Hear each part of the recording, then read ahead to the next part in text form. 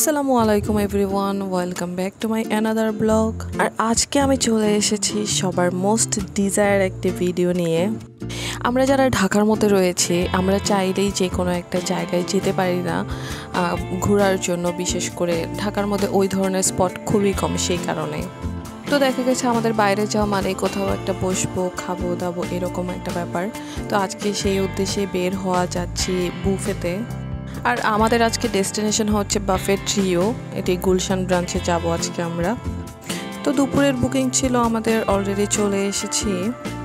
আমার এই ছোট্ট ব্লগটিতে আমি র্যান্ডমলি দেখানোর চেষ্টা করব, স্পেসিফিকলি প্রত্যেকটা ডিশের ডেসক্রিপশন দেওয়া আমার পক্ষে পসিবল হবে না, আর যেহেতু আমি ফুড ব্লগার নই।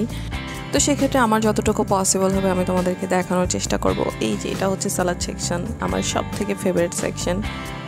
মজার ব্যাপার হচ্ছে কি, সেদিন আমি গিয়েছিলাম ঠিকই, সবার সাথে বেশ আনন্দ করেছিলাম, তবে আমি সত্যি ওই দিন একদমই মুডে ছিলাম না খাওয়ার জন্য। যাই হোক, তাও খুব ভালো লেগেছে। আর এই হচ্ছে ডেজার্ট সেকশন, বরাবরই আমার খুব ফেভারিট। তো দেখতে পাচ্ছ এখানে বেশ কয়েক রকমের কেক রয়েছে, মিষ্টি, পুডিং, কাস্টার্ড, এইরকম আরও অনেক ধরনের ডেজার্ট ছিল। ওদের সব ব্যাপারে ভালো ছিল, বাট একটা ব্যাপার আমার যেটা ভালো লাগেনি, ওদের রিফিল সিস্টেমটা একদমই বাজে ছিল। সহজে কোনো জিনিসই রিফিল হচ্ছিল না। তো দেখা গেছে যে জিনিসটা ভাল লাগছিল খেতে, পরবর্তীতে যে খাবো সেই উপায়টা অনেক খেতে ছিল না, বিশেষ করে ফিশ বারবিকিউটা।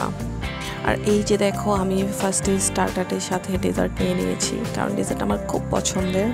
তো আস্তে আস্তে গল্প করতে করতে বেশ অনেকক্ষণই খাওয়া দাওয়া করলাম। আর এই হচ্ছে আইসক্রিম। এটা একটা ভালো দিক ছিল যে ওদের বুফেতে আনলিমিটেড আইসক্রিমের ব্যবস্থা ছিল। তো এভাবে গল্প করতে করতে খাওয়া দাওয়া শেষ করে বাসায় চলে এলাম। তোমাদের কাছে ব্লগটি কেমন লাগলো অবশ্যই কমেন্ট বক্সে জানিও। সবাই ভালো থেকো, আল্লাহ হাফেজ।